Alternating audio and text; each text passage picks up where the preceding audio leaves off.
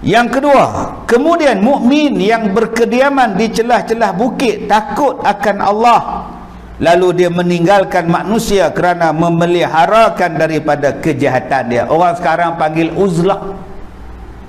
Uzlah, dia duduk celah-celah bukit tu, dia tak campur dengan orang lah, duduk atas bukit tu buat hal dia. Orang Melayu kita sebut uzlah lah. Zaman Nabi dulu kita kata khalwat, bukan khalwat. Orang Melayu faham khalwat. Khalwat duduk di hotel dalam semak, tu khalwat. Nabi buat dah. Nabi tak suka tengok orang-orang di Mekah yang bertawaf dalam keadaan telanjang, yang di sekeliling dengan Kaabah tu penuh dengan berhala. Nabi tak sanggup tengok. Nabi naik atas Gua Hira, duduk sana beribadat kepada Allah. Sebab apa? Tak nak campur tentang kemaksiatan jahiliah di bawah. Sebab tu hari ni saya banyak jumpa tuan-tuan golongan-golongan ini yang duduk bertapa. Bukan bertapa lah, kita kata beruzlah. Duduk seminggu, hari Sabtu dia pergi, hari Khamis dia balik, sebab nak sembahyang Jumaat besok. Dia duduk tak campur dengan orang. Okey, saya tanya pula macam mana dengan makan minum anak isterinya mana? Dia tinggal lah Baramah. Ni saya jumpa di Kedah, satu orang tua, umur saya agak dalam 70 dah. Dia seminggu sekali pergi dulu uzlah, tak campur dah. Itu dia faham beruzlah cara dia. Saya tanya duduk mana? Kata ada satu dusun dia, kebun dia, dia duduk tapa macam cerita ada didu badul berhai pendek ya sulung tu, tak ingat cerita duduk tapa. Tapi dia taklah tapa duduk pegang nasi sampai jadi beras tu, bukan macam tu. Dia dengan amalan dia, dengan zikir dia, kita panggil tarekat dia. Yang ni saya jumpa di Kedah orang macam ini. Baik, adakah kita nak tinggalkan isteri kita, kampung kita macam tu? Taklah disuruh dah, tak jadi wajib dah. Tetapi yang uzlah zaman sekarang ni apa? Ni, dia kata duduk di celah-celah bukit, meninggalkan benda-benda kemaksiatan, memelihara daripada kejahatan. Tuan-tuan yang dirahmati Allah, kalau tuan-tuan duduk celah-celah bukit, celah-celah gunung, paling mudah tuan-tuan duduk dalam terowong lah. Benda yang kita takkan dapat, apa dia? Apa benda yang kita takkan dapat? Yang kita takkan dapat di celah-celah bukit tu tuan-tuan, atas-atas bukit tu, yang kita takkan dapat, dia nama dia frekuensi, nama dia. Televisyen tak dapat, radio tak dapat, ni frekuensi telefon pun tak dapat. Sebab tu ada orang-orang faham yang dikatakan duduk di celah-celah atas bukit, atas gunung tu, apa pun tak dapat lain tuan-tuan tu. Maksudnya apa? Di rumah dia tak ada benda-benda ni yang kita sebut tadi. Dia tak tengok benda-benda tu. Walaupun dia duduk di rumah dia, dia duduk dalam kampung dia, tapi tak ada benda-benda yang saya sebut tadi dalam rumah dia. Kalau dia ada handphone, ada, tapi handphone bodoh. Ni nama dia handphone pintar. Hak saya pegang ni smartphone. Dia tak ada smartphone, dia cuma ada telefon bodoh. 3 sekupang. WhatsApp tak ada, internet tak ada, Facebook tak ada, Instagram tak ada, apa pun tak ada. Handphone dia tu pun ikatkan getah. Buat anak dia telefon, buat dia nak telefon isteri dia, nak melelok apa, yang tu ya. Facebook apa pun tak tahu. Yang hari ni orang pakai jadi jahat, membaca benda yang jahat sebab dia ada menatang lain. Yang tuan-tuan duk dengar benda viral, benda yang tak betul kita kata betul, benda fitnah kita kata betul, benda yang jahat kita kata baik. Sebabnya tu serupalah dengan yang kita sebut tadi, televisyen misalnya. Mata kita punya baik baca Quran, mata punya baik sembahyang, baik je, balik ke rumah dia tengok cerita Mak Saleh. Tengok cerita Mak Saleh pula duk pakai spender saja. Mata kita jadi jahat tang situ. Lama-lama bila tengok orang pakai macam tu, kita jumpa dekat mana-mana dah jadi biasa dah. Sebab tiap-tiap hari duk tengok dalam filem dan drama. Sebab tu ada tok guru tuan-tuan, rumah dia TV apa pun tak ada. Dia bukan menolak kemajuan, tapi dia baca hadis ni. Dia kata manusia hak jihad, hak bagus siapa dia?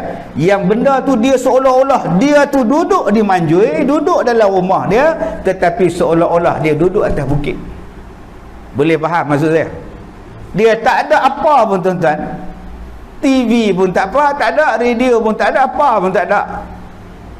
Sampai hari raya bila dia pun tak tahu, tuan-tuan. Punya tak ada maklumat untuk dia. Orang macam ni selamat daripada dosa. Kita hari ni lepas aja semayang, benda nombor satu kita buat apa? Handphone. Dulu lepas kita semayang, nombor satu kita buat cari tasbih. Saya pergi semayang di parit, tasbih ni duduk tempat-tempat depan sekali, depan sejadah.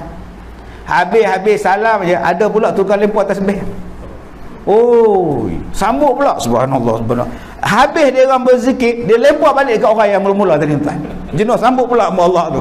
Dulu mula-mula kita buat lepas habis sembahyang ialah berzikir. Sekarang habis sembahyang, mula-mula kita buat apa? Lunjuk kaki ke depan. Kaki kanan lunjuk ke depan, sengekkan sikit punggung, tangan seluk. Kita ingat ambil tasbih, oh handphone. Yang tu dulu dia tengok, tuan. Nampak tak? Hari ni yang Nabi sebut, sebab tu Nabi kata kalau kamu nak selamat pada satu zaman, seolah-olah kamu ni duduk atas bukit, apa pun tak dapat. Duduk atas bukit ni tuan-tuan, dapat apa ni? Walaupun atas bukit mesti dapat lain, tapi dia tetap tak dapat. Macam dulu-dulu kita masuk terowong menora tu, mana ada dapat lain? Radio mati gitu je. Masuk 2-3 tapak ada lagi, mai tengah-tengah tak ada apa. Sebab tu Osama bin Laden ke Saddam Hussein ke, dia menyorok di mana? Dia menyorok atas bukit, dia menyorok dalam tanah. Sebab apa? Sebab satelit tak boleh cari dia. Sebab orang Amerika tak boleh cari dia. Mana Saddam Hussein? Mana Saddam Hussein? Jenuh cari, tuan-tuan. Rupanya dia menyorok dalam tanah. Habis tu macam mana tentera Amerika jumpa? Kawan dia bagi tahu Saddam Hussein kat situ. Maknanya tuan-tuan, teknologi tak boleh bagi tahu, tapi yang boleh bagi tahu siapa dia? Teknologi lidah. Yang tu yang jahat. Kawan makan kawan, mati Saddam Hussein kena gantung. Dia tak cari tempat lain, dia tak duduk tempat lain. Saddam Hussein menyorok dalam lorong tikus, dalam tanah, celah-celah bukit dia duduk. Sebab Nabi kata dah, sampai satu zaman nanti celah-celah itu yang kamu akan selamat. Maka setengah orang faham pada hadis ni, dia duduk uzlah, macam saya sebut awal-awal tadi. Dia duduk atas bukit, dia berkhalwat, dia tinggal anak isteri dia, dia duduk macam tu.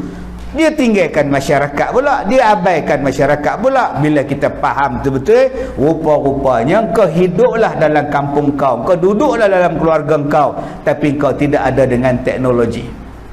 Dan sekarang tuan-tuan, teknologi di mana-mana pun dia ada.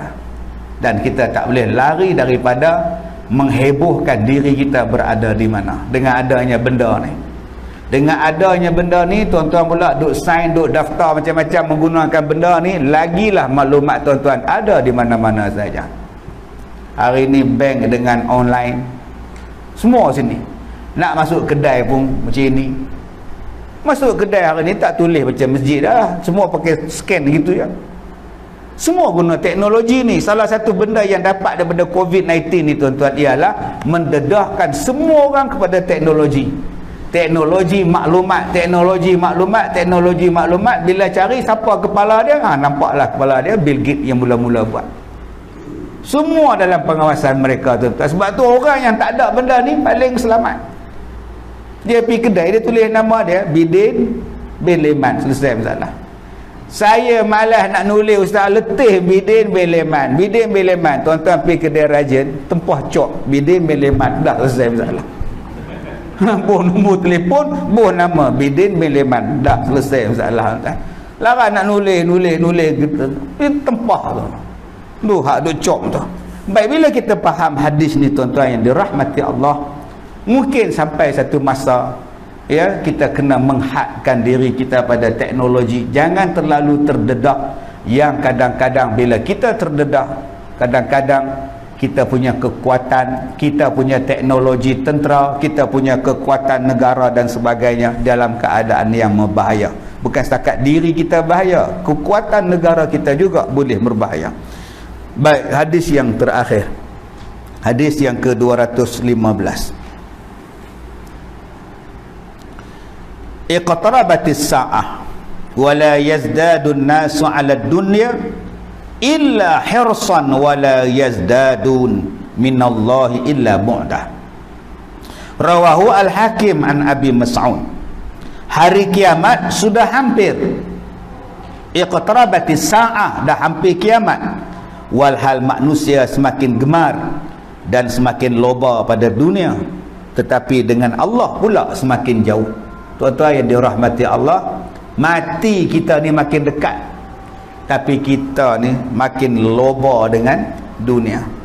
Cuba tuan-tuan tengok rumah kita, kereta dah ada, blender dah ada, lagi pinggan mangkuk dah ada, baju dah ada, menantu dah ada, televisyen dah ada, lagi gelas dah ada, peti air dah ada, freezer dah ada. Apa yang tak ada lagi kita?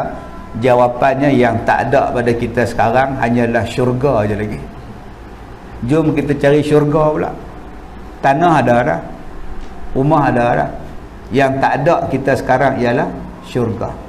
Jom pakat-pakat kita cari syurga. Mudah-mudahan Allah beri syurga pada kita, dan adalah duduk tempat kita dalam syurga. Sebab Allah kata syurga tu seluas langit dan bumi.